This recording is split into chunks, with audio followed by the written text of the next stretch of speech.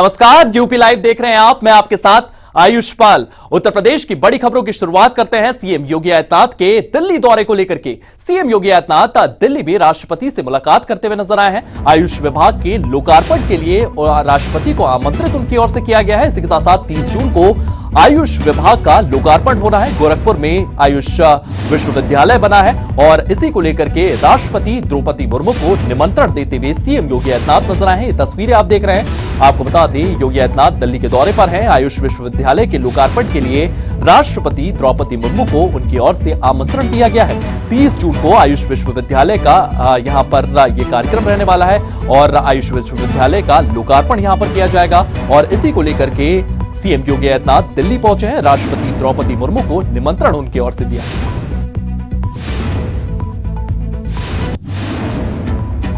वहीं केंद्र की मोदी सरकार के 11 साल पूरे होने पर देश भर में बीजेपी कार्यक्रम करती हुई नजर आ रही है। इन्हीं कार्यक्रमों में बीजेपी बीते 11 सालों में किस तरीके से व्यवस्था का परिवर्तन किया गया है और किस तरीके से विकास के नए काम किए गए हैं, इसकी परिभाषा को जनता के सामने रख रही है। इसी कड़ी में बुधवार को उत्तर प्रदेश के उप मुख्यमंत्री केशव प्रसाद मौर्य ग्रेटर नोएडा के दादरी विधानसभा पहुंचे हैं। यहां पर उन्होंने केंद्र सरकार की नीतियों के बारे में जानकारी दी है। इसी के साथ साथ पहले की सरकारों पर भी हमला बोलते हुए यहां पर केशव प्रसाद मौर्य नजर आए हैं। उनकी ओर से क्या कुछ कहा गया है इस दौरान, इस रिपोर्ट में देखिए।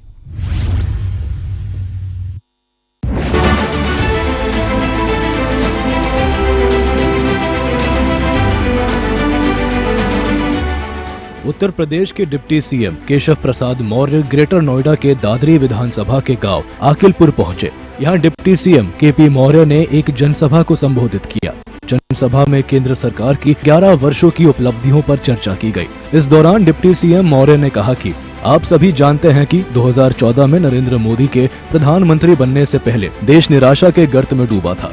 भ्रष्टाचार और घोटालों का जैसे युग आ गया था। भारत प्रगति करेगा या नहीं, ये सोचा ही नहीं जा सकता था। आप सभी ने कमल का बटन दबाया और 56 इंच सीने वाले गरीब के बेटे को प्रधानमंत्री बनाया। आज आपके बीच में मुझे 11 वर्ष जो सरकार के माननीय नरेंद्र मोदी जी के नेतृत्व में केंद्र में बीते हैं, उसी विषय को रखना है। वैसे ऐसा कुछ भी नहीं है जो आपसे छिपा हुआ है, मेरी माताओं बहनों से छिपा।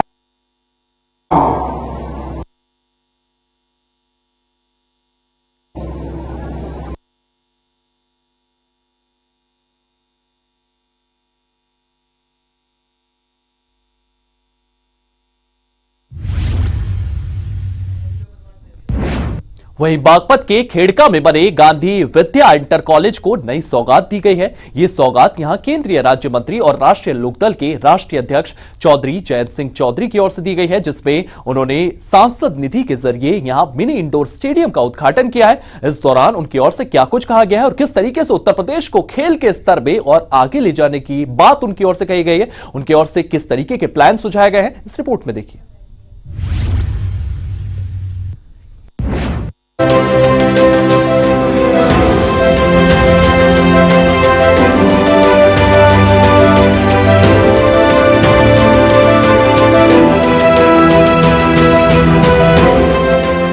केंद्रीय राज्य मंत्री और राष्ट्रीय लोकदल के राष्ट्रीय अध्यक्ष जयंत चौधरी बागपत जनपद के खेकड़ा गांव पहुंचे।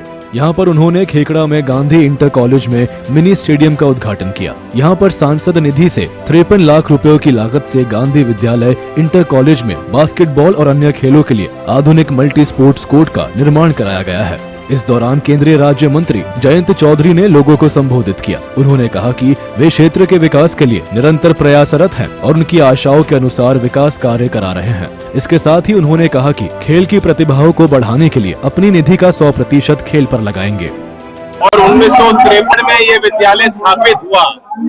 मुझे बड़ी खुशी है कि मेरी निधि यहाँ लग पाई। 53 लाख के निवेश से यहाँ खेल की सुविधा बच्चों के लिए तैयार की गई है। 3 स्पोर्ट्स को टारगेट किया गया है और इस विद्यालय के नहीं, क्षेत्र के भी बच्चे जो आके खेलना चाहेंगे उसका यूज कर पाएंगे। यहाँ से चल के मैं बागपत परिसर जाऊंगा, वहाँ 81 लाख रुपए HDFC बैंक ने CSR फंड दिया है, वहाँ भी निर्माण किया गया है। तो मेरी कोशिश ये है, क्योंकि बागपत एक स्पोर्ट्स का हब है, यही आप देख सकते हैं पेरिफेरी में एक स्पोर्ट्स स्टेडियम भी है जो पूरा निर्माण उसका हो चुका है, लेकिन अभी वो जर्जर हालत में है। तो ये सारी जो सुविधाएं उनको हम अपग्रेड करें स्पोर्ट्स का विश्वविद्यालय यहाँ सरदना में तैयार किया गया है। कई स्पोर्ट्स को ओलंपिक जो स्पोर्ट्स हैं, डिसिप्लिन है, उनको टारगेट किया जाएगा ताकि आने वाली प्रतियोगिताओं में, खास तौर से ओलंपिक्स में जो भारत में हो सकते हैं, वहां भारत के खिलाड़ी खूब जो है अव्वल दर्जे की जो स्थान पाएंगे, पदक जीतेंगे। और मैं ये मानता हूं कि पश्चिमी यूपी में साई सेंटर भी खोला जाना चाहिए। इसके लिए हमने प्रयास किया है, स्पोर्ट्स मिनिस्ट्री से हमने बातचीत भी की है और राज्य सरकार से हमारी जो इस पे चर्चा चल रही है। इस मौके पर सांसद बागपत डॉक्टर राजकुमार सांगवान एवं जयंत चौधरी ने खेल परिसर में पौधारोपण कर पर्यावरण संरक्षण का संदेश भी दिया। कार्यक्रम में छपरेली विधायक अजय कुमार, जिला अधिकारी अस्मिता लाल, एसपी सूरज कुमार राय, एडीएम पंकज वर्मा और सीडीओ नीरज कुमार श्रीवास्तव समेत कई अधिकारी और पार्टी कार्यकर्ता मौजूद रहे। ब्यूरो रिपोर्ट, सूर्य समाचार।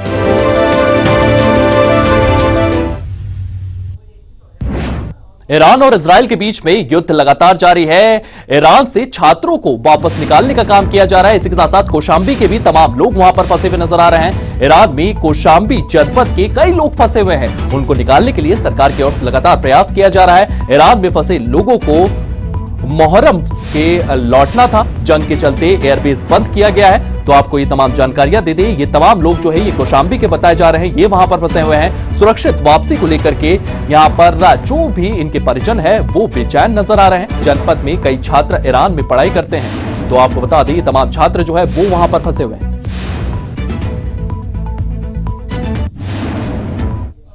हमारे घर के लगभग 15-16 लोग वहाँ हैं। 2 हमारे सगे भाई हैं, उनकी फैमिली है, और मामू हैं, उनकी फैमिली है, और एक भतीजा वहाँ पर पढ़ रहा है।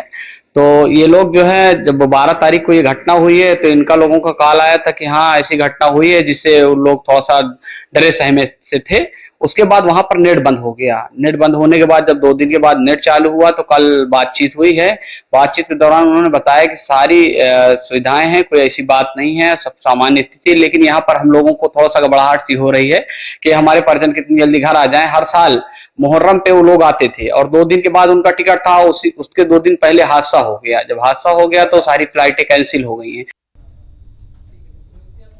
वहीं लखनऊ के सरोजनी नगर से ये बड़ी खबर सामने आई है, जहां पर घर में घुसकर मारपीट का प्रयास किया गया है, मारपीट की गई है। आपको बता दें लखनऊ में दबंगों ने घर में घुसकर ये मारपीट की है। ये खबर लखनऊ से सामने आई है। ये बड़ी जानकारियां सामने आ रही है। आपको बता दें ये तस्वीरें जो है आप देख सकते हैं किस तरीके से यहां पर दबंग जो है वो घर में घुसकर मारपीट करते हुए नजर आ रहे हैं। आपको बता दें सरोजनी नगर इलाके में घर में ये बदमाश घुसते हैं, उसके बाद यहां पर ये मारपीट करते हैं। घर में घुसकर यहां पर बर्बरता के साथ मारपीट की गई है। इसकी तमाम फुटेजेस जो है वो सामने आई है। महिला समेत परिवार के कई लोगों को पीटा गया है। पूरी घटना सीसीटीवी फुटेज में कैद हुई है और इसको लेकर के पुलिस की ओर से लगातार छानबीन की जा रही है। लेकिन लखनऊ से ये तस्वीरें सामने आई हैं। तस्वीरों में आप देख सकते हैं तमाम दबंग जो है घर में घुसते हुए नजर आ रहे हैं। इस घर में घुसकर यहां के लोगों के परिवार वालों से मारपीट करते हुए नजर आए हैं। तमाम महिलाओं से भी यहां पर मारपीट की गई है। ये सीसीटीवी फुटेज जो है ये सामने आया है। इसके आधार पर पुलिस की ओर से लगातार तफ्तीश चल रही है और इन तमाम दबंगों को गिरफ्तार करने का प्रयास पुलिस की ओर से किया जा रहा है।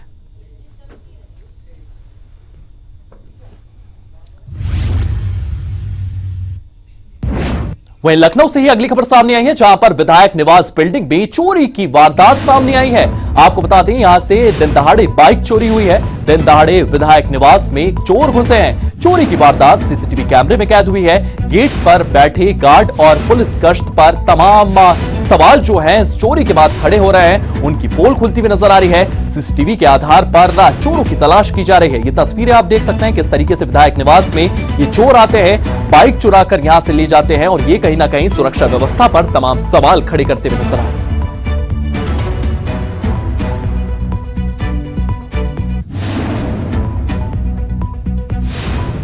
तो लखनऊ में विधायक निवास बिल्डिंग से ये बाइक चोरी हुई है और इसका ये सीसीटीवी फुटेज सामने आया है। दिन दहाड़े विधायक निवास से ये चोरी की तस्वीरें सामने आई।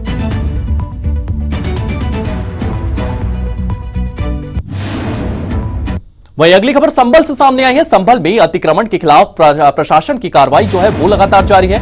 प्रशासन ने चंदौसी में अतिक्रमण हटाओ अभियान चलाया है। अवैध दुकानों और मकानों में तोड़फोड़ लगातार की जा रही है। यह अभियान जो है ये बड़े स्तर पर चलाया जा रहा है। इसी के साथ साथ सीवर के ऊपर की अवैध कब्जों को हटाया जा रहा है। ये तस्वीरें आप देख सकते हैं किस तरीके से यहाँ पर प्रशासन की ओर से अतिक्रमण की हुई जगह को जेसीबी की मदद से हटाया जा रहा है। इसी के साथ साथ यहां पर ये पूरा के पूरा कब्जा हटाने की प्रक्रिया जो है वो जारी है। पहले भी यहां पर इस तरीके की कार्रवाई की जा चुकी है और अभी भी लगातार प्रशासन की ओर से ये कार्रवाई जारी है। अवैध दुकानों और बाहर निकले हुए तमाम जगहों पर प्रशासन की ओर से बुलडोजर यहां पर चलाया जा रहा है, जेसीबी चलाई जा रही है। पहले भी यहां पर इस तरीके की कार्रवाई की जा चुकी है।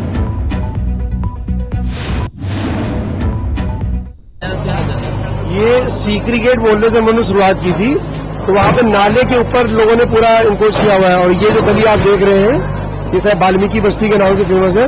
और देखिए पूरे नाले के ऊपर लोगों ने बड़े बड़े निर्माण कर रखे हैं, पूरा मकान बना रखे हैं, तो जिसके कारण सफाई व्यवस्था में बहुत बाधा होती है।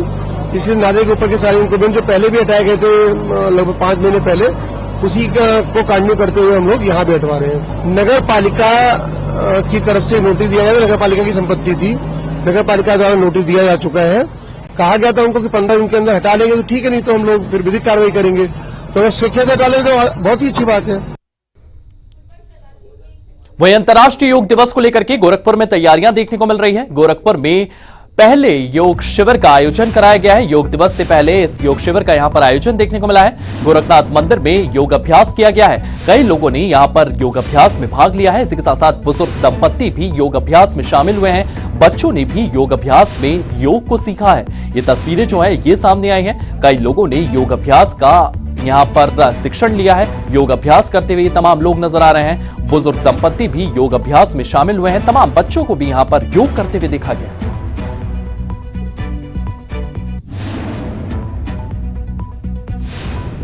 तो गोरखपुर में अंतर्राष्ट्रीय योग दिवस से पहले योग शिविर का आयोजन किया गया है। इस योग शिविर में तमाम लोग शामिल हुए और योग अभ्यास करते हुए नजर आए।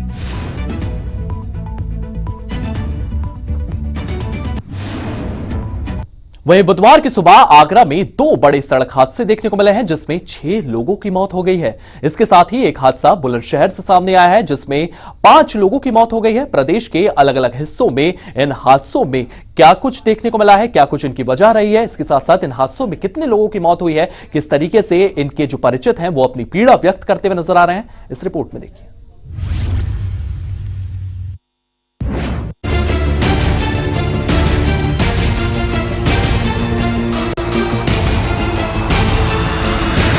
सड़क पर बिखरे आम, लोगों की भीड़ और भारी संख्या में पुलिस बल।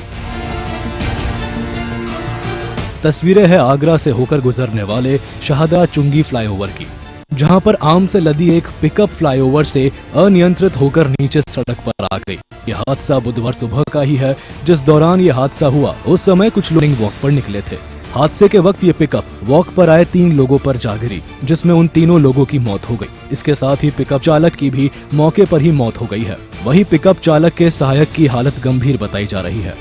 ये शाहदरा चौकी के ऊपर जो फ्लाईओवर है ना हाईवे का, इसके ऊपर एक एक्सीडेंट हुआ है। एक आम लेके जा रही थी, वो अनियंत्रित होके नीचे आ गई और उस पर 3 लोग बैठे हुए थे। मॉर्निंग वॉक करने के बाद इन तीनों लोगों के ऊपर वह गिर गया और तीनों लोग ऑन द स्पॉट खत्म हो गए। और ड्राइवर और जो हेल्पर था गाड़ी के अंदर, उसमें से भी ड्राइवर की खत्म होने की सूचना है और जो हेल्पर है वो भी क्रिटिकल है, उसको हॉस्पिटल में एडमिट कराया गया है। बाकी की आवश्यक वैधानिक कार्रवाई की जाएगी। ये अभी कोई डिटेल अभी हमारे पास नहीं है। अभी जस्ट हम लोगों ने बॉडी वॉडी हटवाई है और बाकी चीजें जो है हाँ, जो 3 लोग बाहर थे वो मॉर्निंग वॉक करने के बाद यहाँ बैठे हुए थे साइड में, और जब ये गाड़ी अनियंत्रित हुई तो उनके ऊपर आके गिर गई और वो तीनों लोग खत्म हो गए और ड्राइवर भी ऑन द स्पॉट खत्म हुआ है। वहीं एक और हादसा भी आगरा से ही सामने आया है, जिसमें आगरा जिले के फतेहाबाद क्षेत्र में आगरा लखनऊ एक्सप्रेसवे पर एक बस और ट्रक के बीच टक्कर हुई। ये बस दिल्ली से बिहार जा रही थी। टक्कर इतनी जोरदार थी कि बस का अगला हिस्सा कचरे के ढेर में तब्दील हो गया। ट्रक और बस की इस टक्कर में 2 लोगों की मौत हो गई, जबकि करीब 15 लोग घायल हो गए। घायलों को इलाज के लिए अस्पताल भेजा गया है। इसके साथ ही बुलंदशहर में बड़ा दर्दनाक हादसा हुआ। यहाँ एक कार दुर्घटनाग्रस्त होकर आग का गोला बन गई, जिसमें 5 लोगों की जिंदा जलकर मौत हो गई। इस कार में कुल 6 लोग सवार थे। जानकारी है कि सहसवान से शादी में शिरकत करके परिवार दिल्ली लौट रहा था। पुलिस और दमकल विभाग की टीम ने रेस्क्यू कर एक युवती को घायल अवस्था में निकाला। घटना में मृतकों के शवों को पोस्टमार्टम के लिए भेजा गया है और घायल गुलनाज को हायर सेंटर रेफर किया गया है। ब्यूरो रिपोर्ट, सूर्य समाचार। वहीं लखनऊ से अगली खबर सामने आई है। लखनऊ में पुलिस कांस्टेबल की पत्नी से लूटपाट का मामला सामने आया है। लूटपाट करने वाले अपराधियों के बीच मुठभेड़ हुई है। आपको बता दें, मुठभेड़ में बदमाश को गोली लगी है। गोली लगने के बाद घायल अवस्था में उसे अस्पताल पहुंचाया गया है। आगामी जांच में पुलिस जुट गई है। लूटपाट करने वाले अपराधी के बीच मुठभेड़ हुई है। मुठभेड़ में बदमाश को गोली लगी है।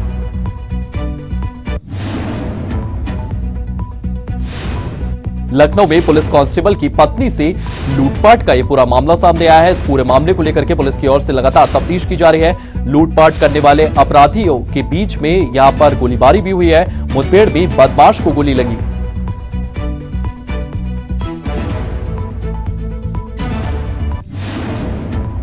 वहीं उत्तर प्रदेश के कानपुर और नोएडा में आग लगने की घटनाएं लगातार सामने आ रही है, जिसमें लोगों की संपत्तियों को काफी नुकसान पहुंच रहा है। कानपुर में भी यह आगजनी की घटना जो है वो सामने आती है। यहां पर एक झुग्गी की बस्ती में आग लग जाती है। इसके साथ साथ नोएडा में भी एसी में धमाका होता है, जिसके चलते आग लग जाती है। क्या कुछ ये घटनाएं हैं और किस तरीके से यहां पर आग लगी है, कितना नुकसान हुआ है, इस रिपोर्ट में देखिए।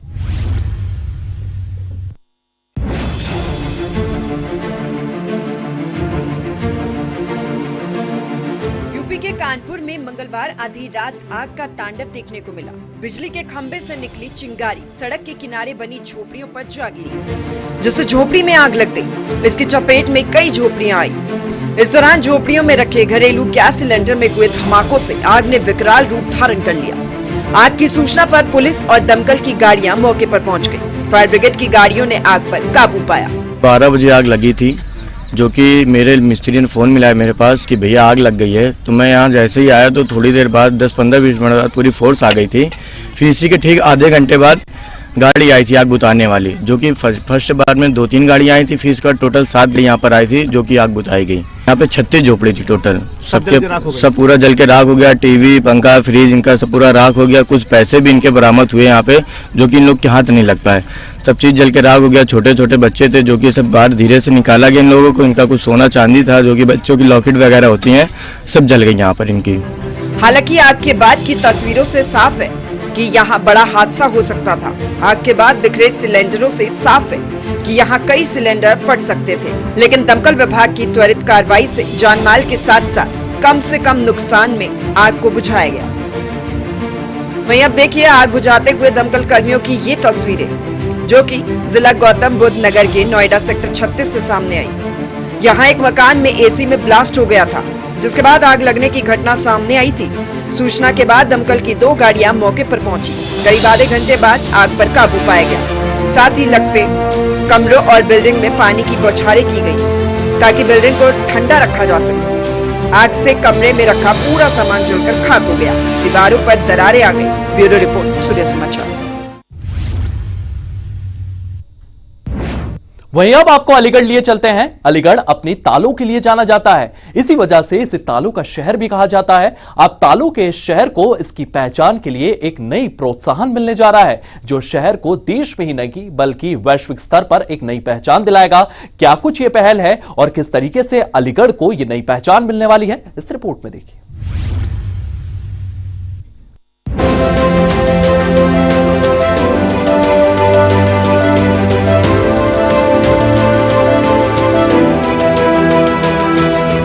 तालों का शहर कहे जाने वाले अलीगढ़ को अब उसके नाम और काम को लेकर के नई पहचान मिलने जा रही है।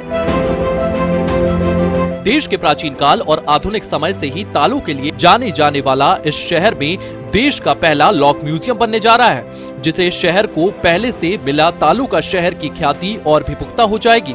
अलीगढ़ अपने अनोखे और मजबूत तालों के लिए दुनिया भर में जाना जाता है। यहाँ बनने वाले ये लॉक म्यूजियम रामायण से डिजिटल युग तक की विरासत को प्रदर्शित करने वाले होंगे।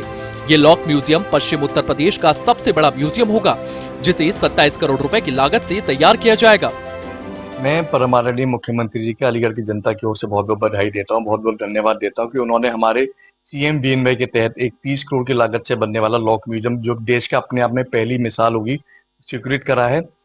मेरे शुरू से जब से मेयर बना था, मेरे था कि हम अलीगढ़ को, जो हमारे ताले तालीम के लिए जाना जाता है, तो मेरा शुरू से एक विजन था कि हम अलीगढ़ को एक ऐसी अलीगढ़ की जनपद वासियों को एक ऐसा तोहफा सरकार द्वारा मिले जो शहर की पहचान पूरे विश्व में बनाए। तो मुझे पूरा विश्वास है आज जो ये हमारा लॉक म्यूजियम पास हुआ है।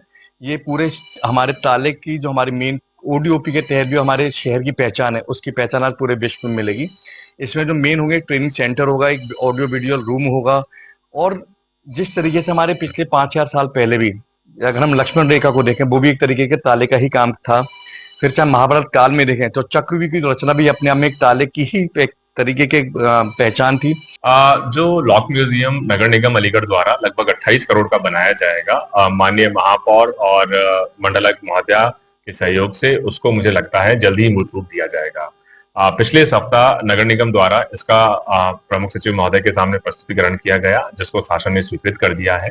और इस लॉक म्यूजियम में कई तरह की खूबियां होंगी। सबसे पहले तो इस लॉक म्यूजियम में जो हमारा इतिहास रहा है ताला बनाने को लेकर, उसको प्रदर्शित किया जाएगा। हमारी कल्चरल वैल्यूज, हमारे ट्रेडिशंस को प्रदर्शित किया जाएगा।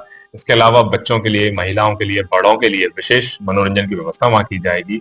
इसके अलावा क्योंकि ताला बनाना अलीगढ़ का ओडीओपी प्रोडक्ट भी है, अलीगढ़ की पहचान भी है, जिसको सिर्फ हमारे देश में नहीं विदेश में भी जाना जाता है, उसको भी यहाँ पर वृहद स्तर पर बेसिकली यहाँ पे एग्जिबिट किया जाएगा, जिससे बाहर के जितने व्यवसायी हैं, जो खरीदार हैं, आकर उस म्यूजियम में उन सभी को देख सकें।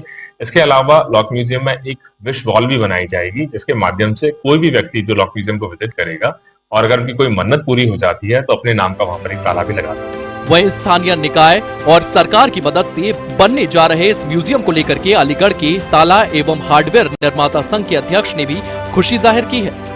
देखिए, अलीगढ़ में जो लॉक म्यूजियम बनने जा रहा है, ये अलीगढ़ के लॉक के इतिहास के लिए एक मील का पत्थर साबित होगा। हम लोगों का यहाँ पर ताले का जो एक इतिहास है वो लगभग 200 साल पुराना है। अंग्रेजों से पहले के टाइम से ये ताला यहाँ बनता रहा है। उसके बाद इस ताले में स्टेप बाय स्टेप चेंजेस आते चले गए हैं। उस जमाने के ताले जो कि बहुत ही खूबसूरत और बहुत ही उम्दा किस्म के होते थे, उसका अब धीरे धीरे मॉडर्नाइजेशन होता चला गया और आजकल जैसे डिजिटल इंडिया ऐसे डिजिटल लॉक तक ये कहानी चली है।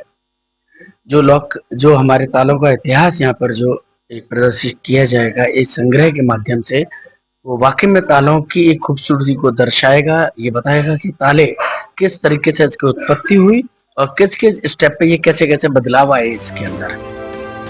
बता दें कि ये लॉक म्यूजियम रामायण से डिजिटल युग तक की विरासत को प्रदर्शित करेगा, जिससे शोधकर्ता और इतिहास में रुचि रखने वाले लोगों को भी एक छत के नीचे कई तथ्यों को जुटाने की सुविधा मिलेगी। इसके साथ ही इससे शासन प्रशासन का पर्यटन और मनोरंजन दोनों हित साधने का प्रयास रहेगा। ब्यूरो रिपोर्ट, सूर्य समाचार। चलिए फिलहाल यूपी लाइव में इतना ही। आप बने रहिए सूर्य समाचार के साथ।